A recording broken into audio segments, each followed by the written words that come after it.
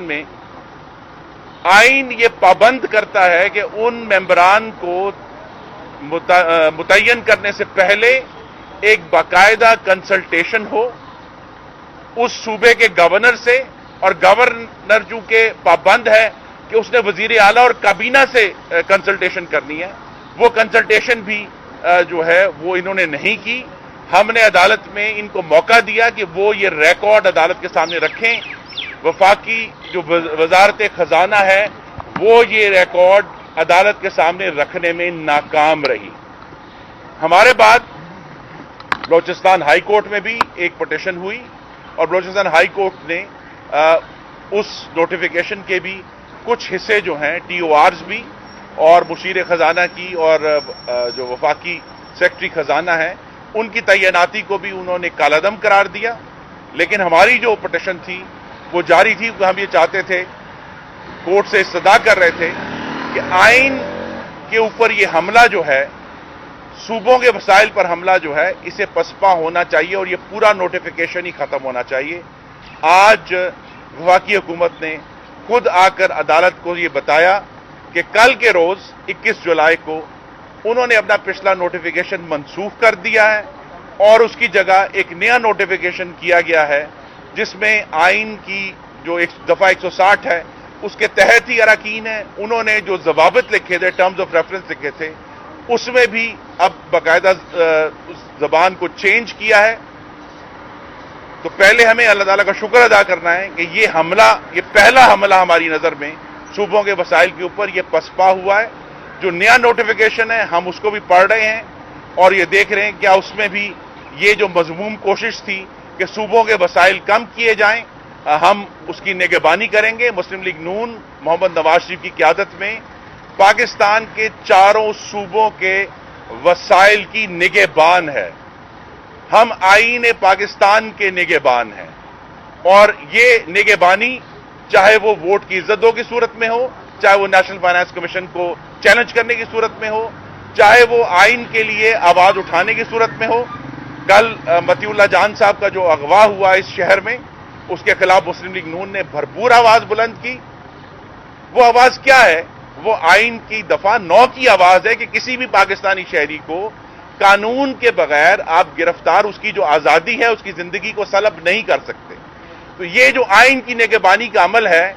ये मुस्लिम लीग नून की सियासत का हिस्सा है।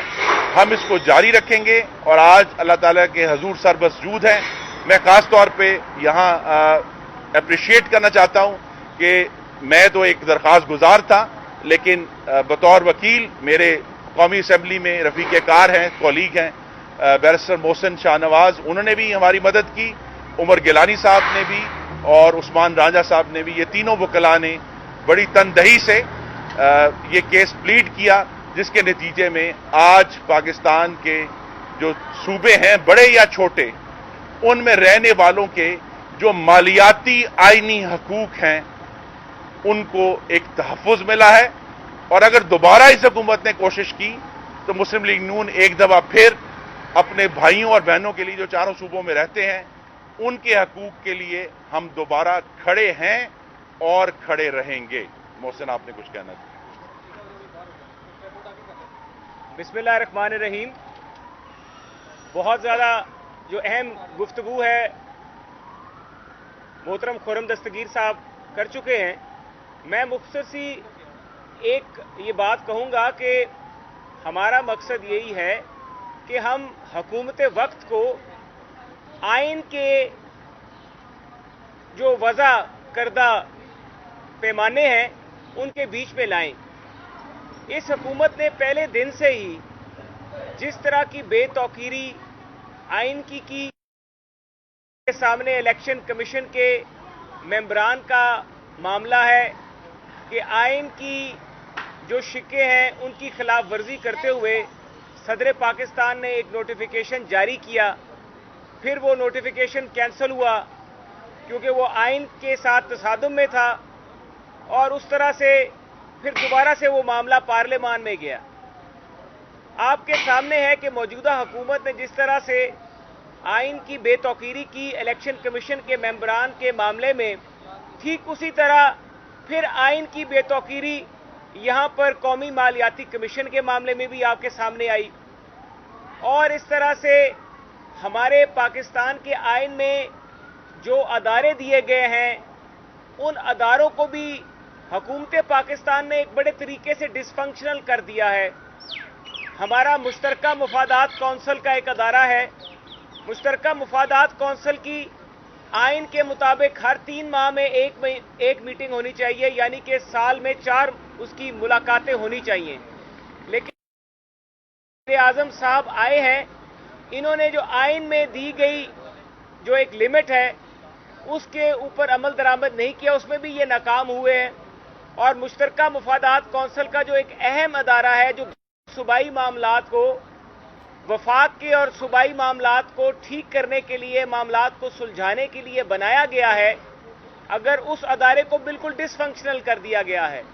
تو ہمارے اس کے اوپر ہم قومی اسمبلی میں بھی بات کر چکے ہیں، اور ہمارا یہ مقصد ہے کہ اگر ہم پاکستان کے آئین کا دفاع نہیں کریں گے، اگر ہم پاکستان کے آئین میں دیے گئے اداروں کا دفاع نہیں کریں گے تو پھر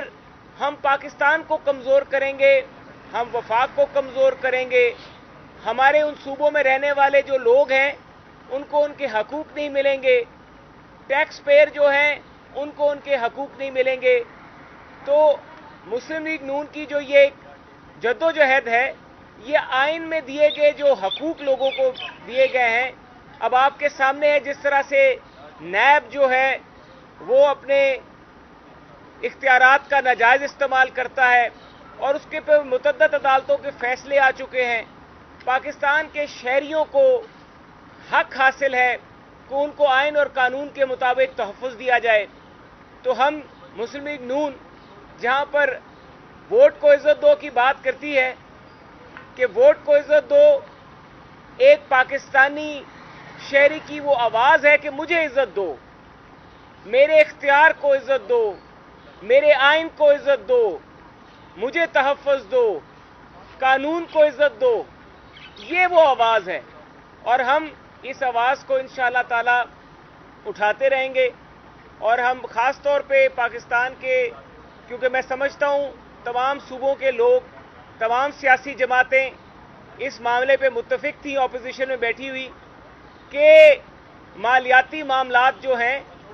بین الصوبائی اور وفاق کے پاس کوئی اختیار نہیں ہے کہ وہ اپنی مرضی سے صوبائی یا صوبوں میں بیٹھے ہوئے لوگوں کے حق پہ ڈاکہ ڈالے۔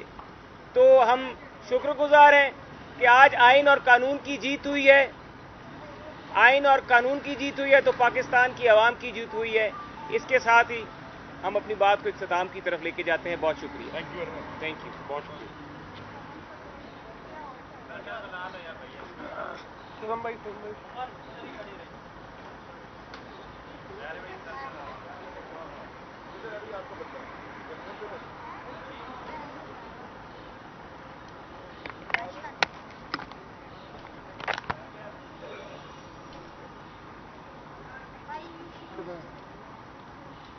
بھائی جان،